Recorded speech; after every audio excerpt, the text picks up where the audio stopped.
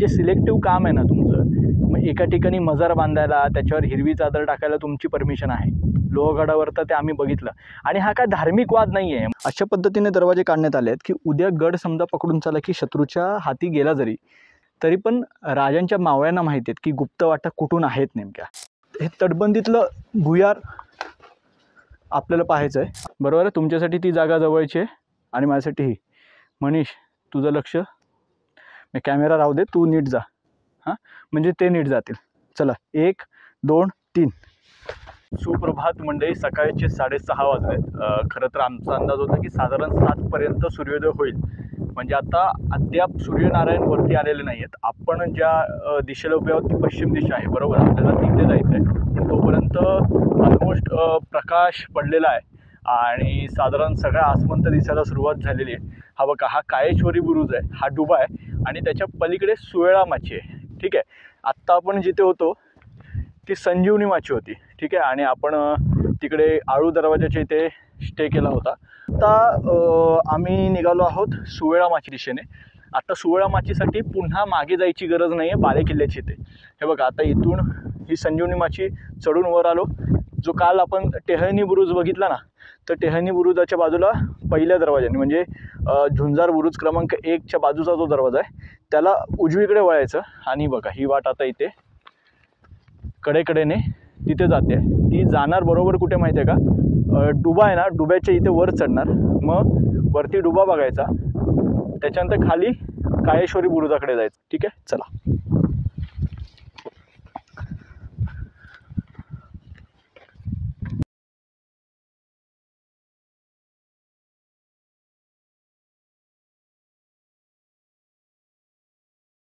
राजगडावर आल्यापासून मला वाटतं बांधीव टाकं सगळ्यात मोठ्या आकाराचं आत्ता मी पहिल्यांदा बघितलं असं मला वाटतं. कारण आत्तापर्यंत जी टाकी बघितली ती फारच, म्हणजे या टाक्याच्या तुलनेत अगदी 10% वगैरे होती.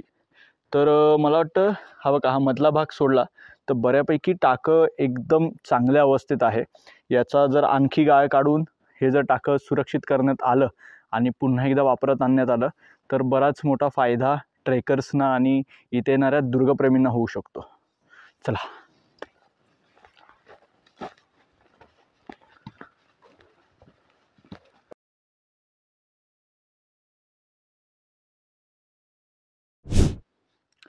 महाराजांच्या अनेक आज्ञापत्रांमध्ये किंवा ऐतिहासिक उल्लेखामध्ये तुम्ही जर पाहिलं असेल तर तटबंदी बांधून घ्या किंवा कडा तासून घ्या अशा प्रकारचे शब्द तुम्ही ऐकले असतील, वाचले असतील. तर तटबंदी बांधण्यामागं नेमकं लॉजिक काय आहे ते इथे समजावता येईल म्हणून मी तुम्हाला इथे थांबवलं आहे. हे बघा, ही ते आता तटबंदी बांधली आहे आणि खालपर्यंत ती नेली आहे, बरोबर, सरळसोट नेलेली आहे.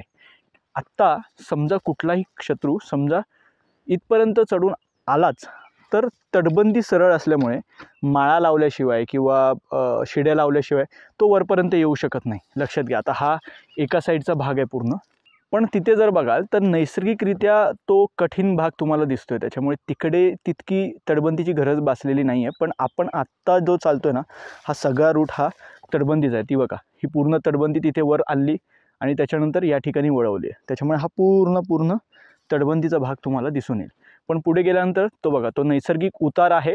तिथे तुम्हाला काही तसं तासण्याची गरज नाही, कारण तिकडे खडकसुद्धा आहेत. त्यामुळे आलं लक्षात.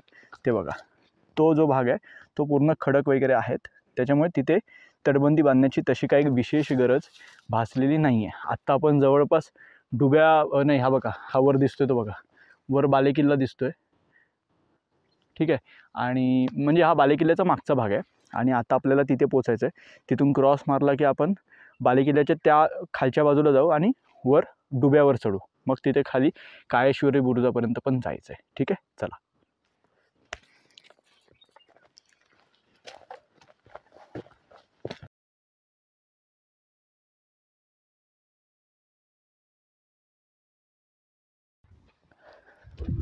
सात 55 झालेले आहेत. फायनली आपण डुबा आणि बालेकिल्ल्याच्या मधोमध पोचलेलो आहोत. तिकडे संजीवनी माची दिसते राजगडाची, आणि मगासपासून तुम्ही ज्या प्रतीक्षेत आहात आणि आम्हीसुद्धा ज्या प्रतीक्षेत होतो त्यांचं, अर्थात सूर्यनारायणांचं दर्शन ते बघा.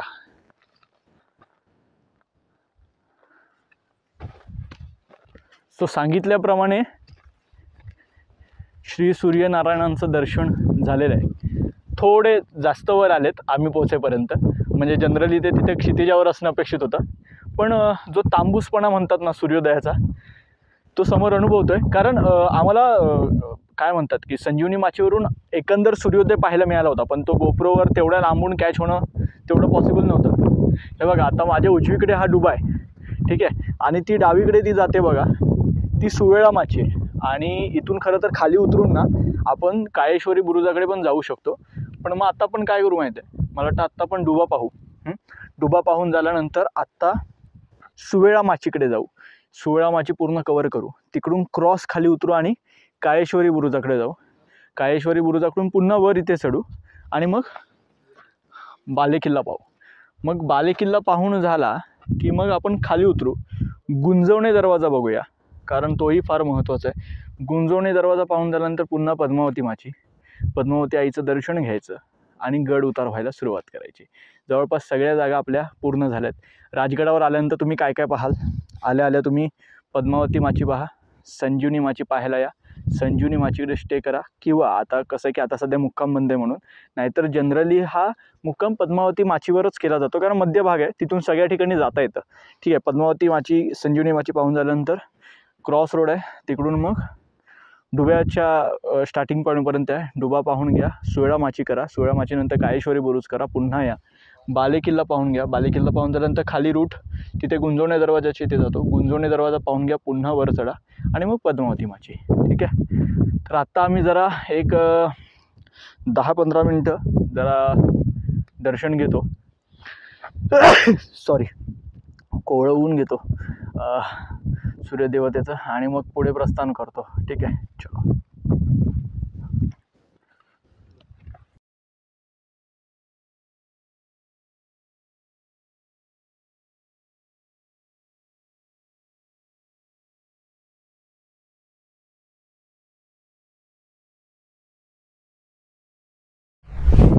आता आपण ज्या ठिकाणी बसलो आहोत ना त्याला डुबा म्हणतात. ठीक आहे, डुबा म्हणजे काय तर उंचाड टेकडी. ठीक आहे, टेकडाचा भाग जो ज्या ठिकाणाहून सगळं चित्र स्पष्ट दिसू शकतं. आणि डुबा हा अशी जागा आहे की जिथून संजीवनी माची, पद्मावती माची, तुमच्या मागे सुवेळा माची आणि सर्वोच्च बालेकिल्ला या बाजूला, चारही गोष्टी ज्या ठिकाणाहून स्पष्ट दिसतात. आणि सुवेळा माचीची आणखी एक बाजू आहे ती म्हणजे काळेश्वरी बुरुज. तर या सगळ्या गोष्टी ज्या ठिकाणाहून स्पष्टपणे दिसतात तो म्हणजे डुबा.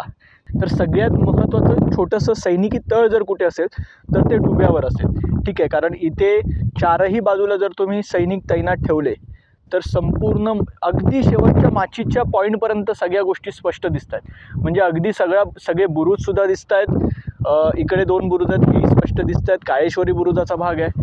पद्मावती माचीच्या इकडे अगदी तो शेवटचा जो बुरुज आहे किंवा तिथे ते शौचालय बांधलं आहे, राजांची सदरसुद्धा स्पष्ट दिसते. बालेकिल्ल्याचा तो जो दरवाजा आहे तोही स्पष्ट दिसतोय. पात्र आत्ता तो स्पष्ट दिसण्याचं कारण म्हणजे त्याच्या समोरची भिंत ढासलेली आहे. तर जनरली महाराजांच्या कुठल्याच गडकिल्ल्यांवर महाराजांचे महाद्वार, महाराजांच्या गडकिल्ल्यांचे महाद्वार असे स्पष्टपणे दिसत नाहीत. आत्ता कालांतरानं तिकडे आता तो समोरची भिंत ढासल्यामुळे हा प्रकार आहे. आता मी क्रॉस कशाला बसलो आहे की हवा इतकी जोरात आहे, तर समजा मी असा थोडा जरी क्रॉस झालो तर सगळा वाऱ्याचाच आवाज माईकमध्ये येईल. इव्हन मला आत्ताही माहीत नाही की हा आवाज स्पष्टपणे रेकॉर्ड होणार आहे की नाही. पण अशा डुब्यावर आता आपण आलेलो आहोत. डुबा आता खाली उतरू. आपल्याला काळेश्वरी बुरुजाकडे सुद्धा बरीच गोष्ट आहेत. म्हणजे येसाजी कंक, तानाजी मालुसरे, शिळीमकर आणि असे मातब्बर जे आपल्याकडचे सेनानी होते, तर त्या मंडळींना बऱ्याचदा राजधानीच्या ठिकाणी राहावं लागायचं. तर त्यांची काही घरटी म्हणजे काय तर राहण्याची घरं ही या ठिकाणी पाहायला मिळतात काळेश्वरी बुरुजाच्या बाजूला. म्हणजे काळेश्वरी बुरुज असं आहे की खालच्या वाटेनं तुम्ही बालेकिल्ल्याकडे पण जाऊ शकता आणि त्या वाटेने क्रॉस करून तुम्ही सुवेळा माचीकडे सुद्धा जाऊ शकता. त्याच्यामुळे त्यांच्यासाठी स्वतंत्र त्या ठिकाणी टाकीसुद्धा बनवण्यात आलेली आहेत. ते ह्या सगळ्या गोष्टी पाहणार आहोत. आता आपण पहिले सुवेळा माची कवर करून घेऊ. सुवेळा माची झाली की काळेश्वरी बुरुज झाला की मग सर्वोच्च बालेकिल्ला. चला.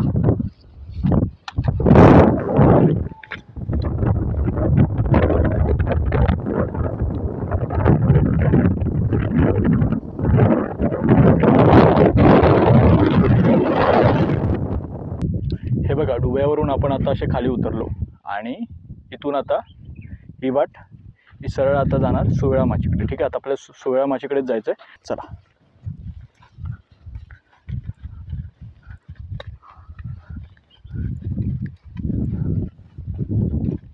खरं तर पद्मावती माचीकडून सोवळा माचीकडे येत असताना एक दिंडी दरवाजा मध्ये लागतो. मी जसं तुम्हाला संजीवनी माचीकडे जाताना सांगितलं होतं की कुठल्याही माचीकडून कुठल्याही माचीकडे, बालेकिल्ल्याकडून कुठल्याही माचीकडे, असं कुठूनही तुम्ही गेलात तरी तुम्हाला दिंडी दरवाजा तर लागतोच लागतो. म्हणजे कुठूनही पलीकडे जायचं असेल तर तुम्हाला कोण ना कोणतरी अडवणारं आहेच की बाबा तू कुठे चालला आहेस. त्याच्यामुळे असंच ऐरागैरा व्यक्ती कुठेही येऊन गडावर फिरू नाही शकत. आता डुब्यापासून इथे येत असताना हा इथे एकंदर चौतरा दिसतोय. मग कदाचित हा सदरेचा भाग असू शकतो, कारण मी जसं म्हटलं तसं की प्रत्येक माचीवर एक सदर ठेवण्यात आलेली आहे, जी तटसरनोबताची दुय्यम दर्जाची सदर आहे की जिथे दुय्यम स्तरातले जे काही सगळे भांडणतंटे आहेत ते सोडवले जातात. आता ही एक वाट अशा पद्धतीने पुढे जाते. इथे काही शिळा ठेवण्यात आलेल्या आहेत, काही शिल्प आहेत. वीर मारुती या ठिकाणी आहे. अर्थात आमच्या इथे लोहगडावर, विशाळगडावर मजार बांधायला परमिशन आहे, पण आमचे देव उघड्यावर आहेत. पण त्यांच्या भोवती एक कठडा टाकून उत्तम पद्धतीचं बांधकाम करून त्यांना निवारा देण्याचं, अर्थात आपण काय तेवढे मोठे नाही, पण आपली जबाबदारी आहे की आपण त्यांच्या आजूबाजूचा शेड निर्माण करून त्यांना कुठेतरी बंदिस्त जागेमध्ये उत्तम पद्धतीने त्यांची सोय करणं अपेक्षित आहे. पण हाच फरक आहे ना, मूलभूत फरक आहे की म्हणजे विरोध काय माहिती आहे पुरातत्व खात्याला, की तुम्ही निवडक पद्धतीनं जे काम करता व दरवाजे तुम्हाला लावायचे होते जोपर्यंत प्रत्येक गडकिल्ल्यांवर, तोपर्यंत तुम्ही संवर्धन संस्थांना बरोबर बॅकअप दिला, कारण तुमचं फुकटचं काम होत होतं, दरवाजे लागत होते. आता संवर्धन संस्था काम करणार म्हणजे ते टॉप क्वालिटीचं करणार. त्यांनी चांगल्या दर्जाचे दरवाजे, सागवानी दरवाजे सगळ्या गडांवर लावले आणि तुम्ही काय शहाणपणा केला, तर जसे दरवाजे लागले तसे तुम्ही बंद करून टाकले आणि मुक्काम बंद करून टाकला. मग हे जे सिलेक्टिव्ह काम आहे ना तुमचं, मग एका ठिकाणी मजार बांधायला, त्याच्यावर हिरवी चादर टाकायला तुमची परमिशन आहे. लोहगडावर तर ते आम्ही बघितलं. आणि हा काय धार्मिक वाद नाही आहे, म्हणजे मुसलमान हिंदू याबद्दल आम्हाला पडायचं पण नाही. पण हा जो सिलेक्टिव्हपणा आहे ना, मग तुमची तिथे टरकते का? मग आम्ही तुम्हाला घाबरवायला कमी पडतोय का? मग अगेन मी तुम्हाला सांगतो की हे द्वेषपूर्ण काय बोलतात की वक्तव्य वगैरे नाही आहे. आम्हाला एवढंच म्हणायचं आहे की ही आमची अस्मिता आहे, ही आमची आस्था आहे. त्याला तुम्ही मग तुमच्या नियमांमध्ये कशा पद्धतीने ते बदल करता येतील, ठीक आहे ना, नियम ठेवा ना, पण ते नियम जाचक नसायला पाहिजे. ठीक आहे, स्वच्छतेबद्दल तुमचा नियम असला पाहिजे, असलाच पाहिजे, 100% असला पाहिजे. राहताना तुम्ही नीट काळजी घेणं अपेक्षित आहे असा नियम असला पाहिजे, तर तो असलाच पाहिजे. अमुक एका दगडाला हात लावू नका, ते पुरातत्व आहे तर नियम आहे तर असला पाहिजे. पण मग तो हात का नाही लावायचा हे शास्त्रीयदृष्ट्या तुम्ही समजावणं गरजेचं आहे ना. त्याच्याबद्दलची जनजागृती तुम्ही करणार की आम्ही करायची? जो नियम तुम्ही लावताय तो समजावून सांगा, लोक ऐकणार. पण मग इतर गोष्टींना तुम्ही बरोबर तुम्ही समर्थन करता, तुम्ही तिथे मजार बांधायला देता, हे बरं नाही आहे. समजून घ्या काही गोष्टी. सामान्य लोक जोपर्यंत सामान्य पद्धतीनं मागणी करतात तोपर्यंत त्या मागण्या मान्य करा, बस एवढंच. आता इथे एक वास्तू आहे हनुमान मंदिराच्या अगदी समोर. साधारण आता दगडं रचून ठेवलेली आहेत, पण पायऱ्या वगैरे स्पष्ट दिसत आहेत. तर कुठलं तरी कोणाचं तरी घरटं किंवा शिबंदीची जागासुद्धा असू शकते असा अंदाज आहे. तर इथे आता ते दिसत आहेत. म्हणजे आतमध्ये तसं काही, मगाशी आता आम्ही जाऊन आलो त्यामुळे आतमध्ये दाखवण्यासारखं काही नाही. म्हणजे किमान जोते वगैरे जरी असते ना, की बाबा ओटा इथे असेल किंवा ही राहण्याची वास्तू असेल, तर तसं काही नाही आहे. एकंदर आता हे बाजूचे बाहेरचे दगड पण बघितलं तर ते तात्पुरती रचून ठेवलेले आहेत. ठीक आहे, चला.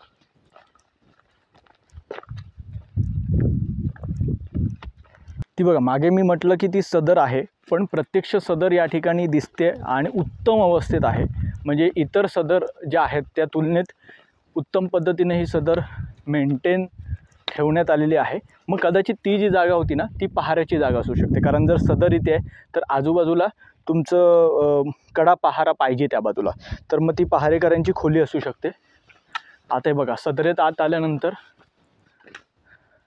ही ज्योती आपल्याला दिसत आहेत आणि साधारण इथे सुद्धा कदाचित एक मजली म्हणजे तळमजला आणि वरती अजून एक मजला अशा पद्धतीची सदर असू शकते. हा समोर डुबा आहे ना रे, हा बघा, हा वरती डुबा आहे जिथे आपण मगाशी उभं राहून तुमच्याशी बातचीत केली होती, त्याच्या बाजूने आपण आलेलो आहोत. ही सदर पाहून झाली. आता सरळ जायचं. सुवेळामाची जवळपास ना 2.5 किलोमीटर लांब पसरलेली आहे. मला वाटतं संजीवनी माचीच्या तुलनेत किलोमीटर भर कमी आहे. ठीक आहे.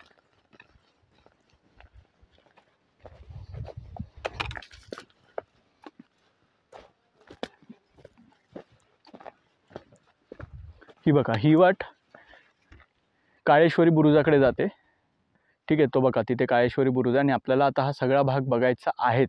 पण तत्पूर्वी आपण जाऊया आपल्या सुवेळामाचीकडे. हे बघा, इथे सुद्धा ते बांधीव तलाव वगैरे सगळे आहेत. हा सगळा भाग आहे. म्हणजे मी तुम्हाला म्हटलं ना की आपले तान्हाजी मालुसरे असतील, येसाजी कंक असतील, तर या सगळ्या मंडळींची इथे ज्योती आहेत. ती खाली जाऊन प्रत्यक्ष आपण पाहूया, कारण इथून वरून आता दिसणार नाही. पहिलं सुवेळामाची कव्हर करून घेऊ.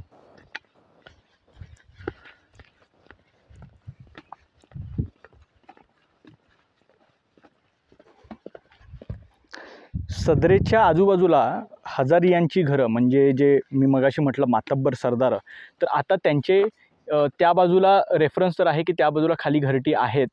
पण आता इथे एक हे जोतं दिसतंय किंवा हे बांधकाम दिसतंय, तर कदाचित त्यापैकी एका सरदाराचं घर वरच्या बाजूला असणं अपेक्षित असू शकतं. पण हे एकच आहे इकडे, आलं लक्षात. त्याच्यामुळे थोडा डाऊटफुल आहे. तर कदाचित या बाजूला जर काही धान्य कोठार जर करायचं असेल, धान्य साठवायचं असेल, तर कदाचित या बाजूला, कारण आजूबाजूला हा बघा, हा नद्यांचा सगळा परिसर आहे. तर सामान इथून वरती आणण्यासाठी फार जवळ पडू शकतं. तर कदाचित हे धान्य कोठार असू शकतं. पण आपण पुन्हा एकदा त्याचा स्टडी करू, कारण आता खाली गेल्यावर आपण पहिलं सुवेळामाची वगैरे पाहून घेऊ. आणि खाली गेल्यावर आपल्याला अंदाज येईलच की तिकडे जर आपल्याला ज्योती सापडली कशाची, आपल्या सगळ्या सरदारांच्या घराची, कारण त्यांच्या बाजूला त्यांचा पाणवठा दिलेला आहे, त्यांचा बांधीव टाकं तिकडे दिलेला आहे. तर ते फार इंटरेस्टिंग असणार आहे. आत्ता आपल्याला समोर दिसतोय तो सुवेळामाचीवरचा झुंजुरा बुरुज. ठीक आहे, हा पहिला बुरुज. आणि बऱ्याचशा काय म्हणतात की बऱ्याचशा रील्समध्ये तुम्ही हा झुंजार बुरुज पाहिला असेल की धावत एखादा मुलगा येतो आणि तो हा झुंजार बुरुज चढवतो आणि मस्त ड्रोन शॉट वगैरे. तसा कमाल शॉट तुम्ही पाहिला असेल तर तो हाच आहे, एका बाजूला असलेला झुंजार बुरुज. आता सुवेळामाचीबद्दल दंतकथाची मी म्हटलं होतं, तर जेव्हा राजगड बांधायचं ठरवलं, म्हणजे महाराजांनी तोरणा, रोहिडा, राजगड वगैरे सगळे स्वराज्यात दाखल केल्यानंतर राजगडावर राजधानी बसवायचं ठरवलं. मग त्यावेळी महाराजांनी सगळा मुहूर्त वगैरे काढून पहिली सुवेळामाची, पूर्वेकडची माची बांधून काढायची ठरवली. मग माची वगैरे छान बांधून झाली आणि त्यावेळी सुवेळा म्हणजे काय, सु म्हणजे छान आणि वेळा म्हणजे चांगली वेळ, उत्तम वेळ. म्हणून मग चांगला मुहूर्त काढल्यामुळे त्या वेळेला चांगलं मानत सुवेळा हे नाव या माचीला देण्यात आलं. अर्थात याला कुठलाही ऐतिहासिक संदर्भ किंवा पुरावा नाही आहे. नंतरच्या काळात हे प्रचलित झालं का की राजांच्या काळात सुवेळा म्हटलं जात होतं, तर तसा कुठलाही आत्तापर्यंत ऐतिहासिक पुरावा सापडलेला नाही आहे. पण जी आता नावं प्रचलित आहेत, सुवेळा, संजीवनी किंवा पद्मावती, तर त्यापैकी ही सुवेळा माची आहे. ठीक आहे, चला.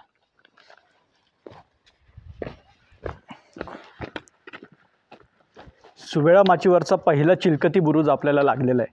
आता या पायऱ्या चढत जायचं आहे आणि आपण बुरुजावर पोचणार आणि बुरुजावरून समोरच आपल्याला दिसेल ती म्हणजे सुवेळा माची. आणि सुवेळा माची म्हणजे तसं बघायला गेलं तर आपण ऑलमोस्ट माचीवरच आहोत, पण माचीचा पहिला बुरुज आणि दुसरा बुरुज असं दोन्ही लागेल. आता ॲक्च्युली ते बघा, तिकडून खाली आपल्याला माचीवर पुढे जायचं असेल ना, तर तिकडे एक दरवाजा आहे, त्या दरवाजानं आपण उतरू. पण तत्पूर्वी आपण बुरुज पाहून घेऊया. हे बघा, वर दोन्ही बाजूला पहारे, चिलकती दोन्ही बाजूनी असलेले पहारे आणि मधोमध असलेला बुरुज आहे, त्यामुळे चिलकती बुरुज आपण याला म्हणतो. इथपर्यंत वर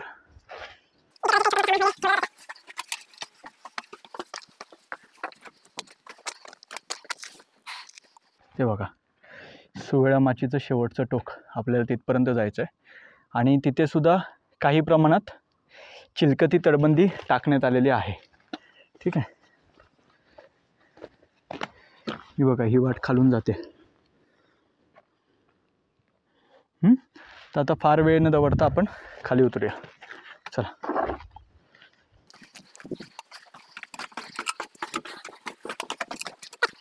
चिलकती बुरुज पार केल्यानंतर हा बघा, हाच मार्ग खाली जातोय. तर सावकाश उतरा, कारण उंच सकल आहे. आता हा दरवाजा आपल्याला नेतो सुवेळा माचीकडे, पण दरवाजाची अवस्था बघता तसं काही शिल्प वगैरे या बाजूला दिसत नाही, त्यामुळे आपण याला दिंडी दरवाजा म्हणून संबोधायचं. दिंडी दरवाजा म्हणजे काय की एक उपदरवाजा बनवलेला असतो. कुठेही काही सलग तुम्ही सगळीकडे जाऊन तुम्ही महाद्वार नाही बनवू शकत, तर त्यामुळे एक छोटा उपदरवाजा बनवला जातो, आपण त्याला दिंडी दरवाजा म्हणतो.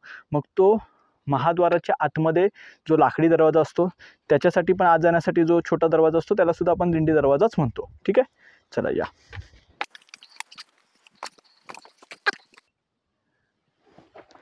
ही सुवेळा माची बांधत असताना छत्रपती शिवाजी महाराजांनी स्वतःच्या हातानं या माचीच्या एका कोनाड्यामध्ये गणपती बाप्पाची प्रतिष्ठापना केली होती असं म्हटलं जातं.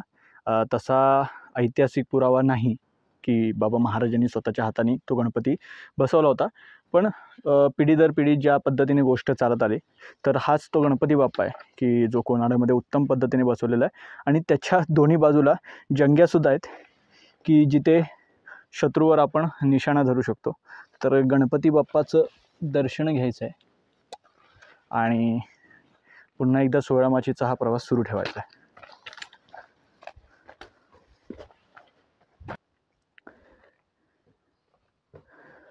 बाप्पाचं दर्शन घेऊन थोडं खाली उतरलं की उजव्या बाजूला आपल्याला सुवेळा माचीचा तटबंदी दरवाजा लागतो. ठीक आहे, तर तो जाऊन पाहूया.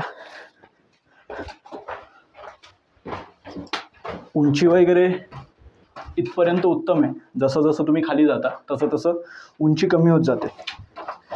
जनरली चोर दरवाजांची उंची कमीच असते, जी मागे तुम्हाला मी काल सांगितलं. आता हा सगळा पूर्ण इथे कुठेही तटबंदी किंवा इतर कुठलेही अवशेष दिसत नाहीत. ही बाहेरची जी मूळ तटबंदी आहे त्याच्यातूनच हा दरवाजा बाहेर काढण्यात आलेला आहे. म्हणजे बेसिकली काय आहे की अशा पद्धतीने दरवाजे काढण्यात आले आहेत की उद्या गड समजा पकडून चाला की शत्रूच्या हाती गेला तरी पण राजांच्या मावळ्यांना माहिती आहेत की गुप्त वाटा कुठून आहेत नेमक्या. तर समजा गड सोडण्याची वेळ जेव्हा येत असेल, समजा गड लढाई सुरू आहे आणि लक्षात येतं की समजा आता पराभव अटळ आहे, तर मग अशावेळी हे दरवाजे बंद केले जायचे बाहेरूनच. ठीक आहे, आणि मग एखादा आपला मावळा, म्हणजे जसं तुम्हाला माहिती आहे की कोंडाजी फर्जंद त्यांनी अवघ्या 60 मावळ्यांनिशी पन्हाळा गड जिंकला होता. पन्हाळाचा घेर प्रचंड मोठा आहे. तर असे किल्ले कशा पद्धतीने जिंकता येतात, तर महाराजांनी हे जे चोर दरवाजाचं गणित या स्थापत्य शास्त्राला लावून दिलेलं आहे, तर ते फार महत्त्वाचं आहे. तर आत्ता हा साधारण तुम्हाला माहोल दिसत असेल. अजून आपल्याला पुन्हा मागे जाऊन काळेश्वरी बुरुजाकडे जायचं आहे. तर चला आता पटपट निघूया. अजून सुवेळा माचीचा एंड यायचा बाकी आहे आणि आत्ता वाजलेत बरोबर 9. चला पटापट. तटबंदी दरवाजा पाहून झाल्यानंतर राजगडावरचं सुप्रसिद्ध असं नेडं जे सुवेळा माचीवर आहे तिथपर्यंत आपण पोचलेलो आहोत. हा बघा, नेडं म्हणजे काय, तर दगडांच्या मधोमध हवेच्या दाबामुळे एक असं छिद्र निर्माण होतं की जिथून तुम्ही हवा दोन्ही बाजूने पास होते. ठीक आहे, आलं लक्षात. तर त्याला नेडं म्हणून म्हणतात. तर ते नेडं किंवा छिद्र असं, किंवा वाघाचा डोळासुद्धा याला म्हटलं जातं इथे लोकल भाषेमध्ये, वाघाचा डोळा म्हणून. तर आता ते नेडं पाहायला आपण जाऊया. त्याच्यासाठी बॅग आपण खालीच ठेवू, कारण एवढं वजन वरती नेण्यापेक्षा. फक्त राजगडावर भीती काय आहे माहीत आहे, माकडांचा वावर प्रचंड आहे. त्याच्यामुळे काल आम्ही जेव्हा संजीवनी माचीपर्यंत गेलो होतो, सौरभ आणि देवेंद्र मागेच होते, तर माझी बॅग जवळपास माकडांनी घेऊन जाण्यातच जमावते, कारण त्याने उघडून काय ना गोष्टी काढून ठेवल्या होत्या. माझं डायरी किंवा पेन वगैरे अशा सगळ्याच गोष्टी काढलेल्या होत्या बाहेर. पण लकीली माझ्या याच्यात काही खाण्याचं सामान नव्हतं. पण ठीक आहे, आता आपण नेडं चढूया मस्तपैकी आणि नेड्याचा आस्वाद घेऊया.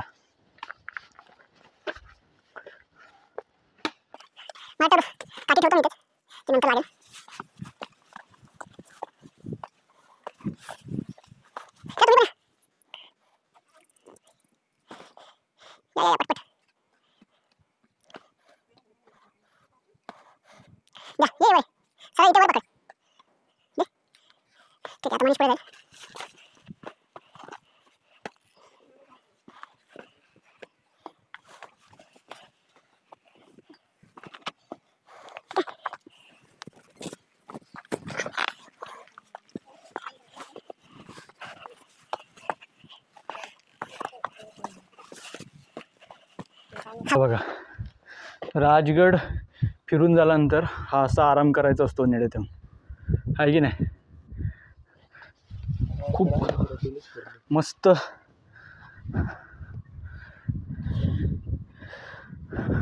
खूप मस्त असा व्ह्यू. एका बाजूला पद्मावती माची, दुसऱ्या बाजूला तिकडे संजीवनी माची, आणि दोघांच्या मधोमध आला आपण, आहे का? तर आता जरा नेड्यात आम्ही पण थोडी विश्रांती घेतो, मग सुवेळा माची, आणि मग सुवेळा माचीकडून काळेश्वरी बुरुज. चला बाय. नेडं पाहून पुन्हा खाली उतरलो आणि पूर्वेच्या दिशेने पुन्हा चालायला सुरुवात केली. हा बघा, आता दृष्टिक्षेपातच आहे आपला बिणीचा बुरुज, म्हणजे शेवटचा आपला सुवेळा माचीवरचा बुरुज. मात्र तत्पूर्वी डाव्या बाजूला ना आपल्याला एक तटबंदीतलं भुयार लागते. जनरली काय होतं, लोक चालत चालत जातात, डावीकडे नजर जात नाही, ठीक आहे? तर हे तटबंदीतलं भुयार आपल्याला पाहायचं आहे, आणि एक सलग मार्ग नाही आहे, एक सलग मार्ग नाही आहे. डावा उजवा करत आपल्याला बाहेर पडायचं आहे. अगेन पुन्हा एकदा छोटा दरवाजा, इथून बाहेर आलात की मला वाटतं इथे बघा ही पायवाट वगैरे खाली जाते, आणि तिथे गुंजवणी दरवाजा आहे. म्हणजे समजा ही वाट थोडं खाली उतरलं तर गुंजवणे गावात वगैरे जात असावी असा अंदाज आहे, ठीक आहे? तर तटबंदीतलं भुयार आहे. अगेन एका बाजूला असल्यामुळे खालच्या लोकांना कळणार नाही की इथे अशी काही वास्तू आहे. तर म्हणजे राजगड अक्षरशः मला वाटतं एक स्थापत्याचा वेगळाच नमुना आहे. म्हणजे राजगड आणि रायगड दोन्हीसुद्धा महाराजांनी अशा पद्धतीनं निवड केली ना की काही खोट काढण्याचं नावच नाही आहे इकडे, आणि सगळं भरभरून आहे.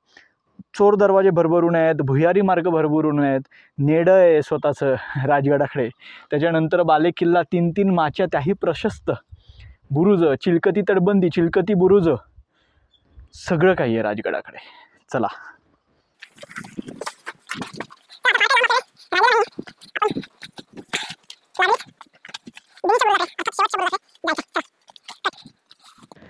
सुवेळा माचीच्या शेवटाकडे चिलकती तटबंदी टाकण्यात आलेली बघा. या पुढे थोडं सावकाश, हे बघा, या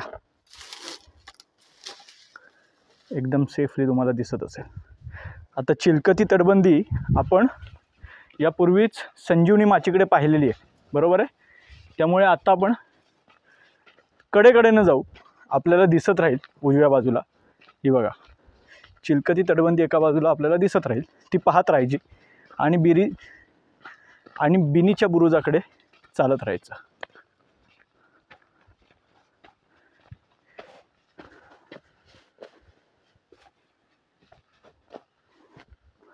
हे बघा, मध्ये तुम्हाला कुठेतरी पास करावं लागणार आहे. चला, तुम्ही आणि मी तिकडे, बरोबर आहे? तुमच्यासाठी ती जागा जवळची आहे आणि माझ्यासाठी ही. मनीष, तुझं लक्ष, मी कॅमेरा राहू दे, तू नीट जा, हां, म्हणजे ते नीट जातील. चला, 1 2 3, ठीक आहे? सो मी, मनीष आणि तुम्ही सुखरूपपणे आलेलो आहोत या बाजूला. आता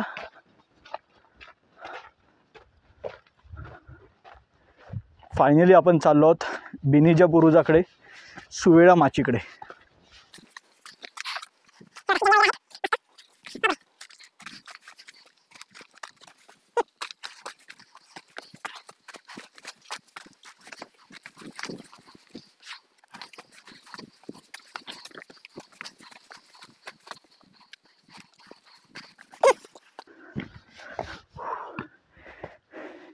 वाट अजून संपलेली नाही आहे, बुरुज अजून आलेला नाही आहे.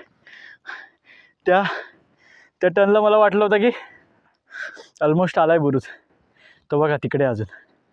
चला चला, पण आता या ठिकाणी आलो आहोत ना, तर एक गोष्ट दाखवतो. हा समोरचा खडक बघा, आहे की नाही. ती सोंड आता मला वाटतं पडली आहे बहुतेक, तो दगड ढासायला आहे, पण त्याचे सुपासारखे कान बघा, आणि हा प्रचंड असा प्रशस्त असा त्याचा माथा बघा, आणि असा आतमध्ये 2 पाय. तर अशा पद्धतीनं याला हत्ती प्रस्तर म्हणतात, हत्ती दगड. कमाल वाटतं पण खरंच. आणि त्याच्या आणि आणखी एक बघा, त्याच्यावरती तो बुरुज असल्यामुळे ती त्याची अंबारी वाटते. हत्तीच्या वरती अंबारी, आणि त्याच्यावर तुम्ही विचार करा की आपले राजे बसलेत. आपले राजे बसलेत. क्या बात. म्हणजे यार, म्हणजे राजगड काय देणं आहे, निसर्गाचंच देणं आहे, आणि महाराजांनी त्याला अशा पद्धतीनं वापरून घेतलं आहे प्रॉपर. हे कसलं कमाल वाटतंय. कदाचित त्यावेळी खरंच हत्ती वगैरे कोरलेला असेल का, कारण महाराजांना पण भारी वाटत असेल. समजा 16 माचीवर महाराज आले असतील आणि महाराज आपल्या राजगडाकडे असं काय म्हणतात अभिमानानं बघत असतील, आणि त्यांना इथे हा हत्ती प्रस्तर दिसत असेल. निव्वळ कमाल. कल्पनाच करू शकतो आपण अशा गोष्टीची.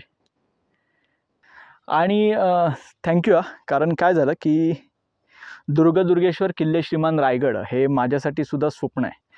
तर तो कवर करण्याची मला सुद्धा घाई होती की नाही, मला रायगड अशा पद्धतीने शूट करायचं आहे की उद्या शाळांमध्ये मुलांना दाखवला गेला पाहिजे, 30-30 मिनिटाचे भाग दाखवले गेले पाहिजे.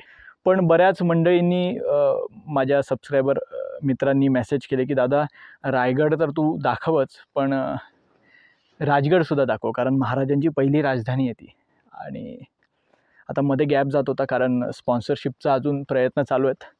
तर म्हटलं वेळ तर थोडा जातो आहे, तर म्हटलं राजगड करून येऊया. अगदी प्रामाणिकपणे मान्य करू का, तर शनिवारी जेव्हा आम्ही राजगड रेकी करून गेलो ना, तर असलं जमायला झालं होतं, आई शपथ सांगतो. खूप महिन्यानंतर आम्ही ट्रेक केला होता. म्हणजे आत्तापर्यंत आपण सगळे जलदुर्ग किंवा भुईकोट पाहिले, तर जाम धमाल झालं होतं की मनीषला बोललो, मनीष आपण थोडं नंतर येऊ आठवड्याभराने आणि वगैरे नंतर करूया, कारण पाय वगैरे भरून आलेत, नुसते गोळे वगैरे येत आहेत. काय अचानक पायावर प्रेशर आला ना. आता तो फोटो टाकला मी इंस्टाग्रामला आणि यूट्यूबला, फेसबुकला, आणि मग सगळ्यांनी मेसेज केले की दादा येस, आता राजगड पाहायला मिळणार, तुझ्या नजरेतून रोडवे जाण्याच्या नजरेतून राजगड पाहायला मिळणार. मग मी मनीषला कॉल केला, म्हटलं आता आलेत सगळ्यांचे मेसेज, तर आता जावं लागतं आहे. शनिवारी मग रविवारी आम्ही रेस्ट घेतली आणि मग सोमवारी पहाटे निघून आलो. तरी नाही म्हटलं तरी मनीष निगडीमध्ये होता, तर मनीष 3:30ला पहाटे निघाला होता. 3:30 4:30? 3:30ला उठला, 4:30ला निघाला, 5:30पर्यंत आमच्या इथे होता, आणि मग तिथून मग पुढे आम्ही गाडी करून आलो. तर थँक्यू सो मच तुम्हा सगळ्यांसाठी, कारण माझा पण राजगड पाहायचा राहिला होता आणि मला जाम गिल्ट होता त्याचा, कारण गडकिल्ले ही ओळख झाली, आणि मला असं वाटायचं की चुकून मला कोणी विचारलं की तू राजगड पाहिला आहे का, आणि मी समजा नाही म्हटलं तर त्याला काय वाटेल की अरे एवढे गडकिल्ले फिरतो आणि राजगड नाही फिरला का. तर थँक्यू, तुमच्यामुळे राजगड फिरून झाला, राजगड अनुभवून झाला, आणि ना आता मी प्रेमात पडलो राजगडच्या. तर वर्षातून 1-2दा रायगड. आता रायगड तर आमचा सर्रास 2 महिन्यातून एकदा होतो, एकदा किंवा 2दा म्हणा तुम्ही. तर कदाचित राजगडचा पण नंबर त्यामध्ये लागेल, कारण आता इथे पोचला आहे तो, तर आता यावं लागतं आता राजगडला. ठीक आहे, पण मागे एक गोष्ट सांगितली ती लक्षात ठेवा. दुर्गश्री हा दुर्गराज, आणि तिकडे दिसतोय तो बघा, तो दिसतोय का तुम्हाला, रायगड दिसतोय, दुर्गेश्वर रायगड. मग कदाचित समजा इथून दुर्गश्री दिसला असता, शिवनेरी हा दुर्गराज, आणि तो दुर्गेश्वर, अशी 3 नावं लक्षात ठेवा. आता ही आपल्याला प्रचलित करायची आहेत. दुर्गश्री, दुर्गराज, दुर्गेश्वर. चला.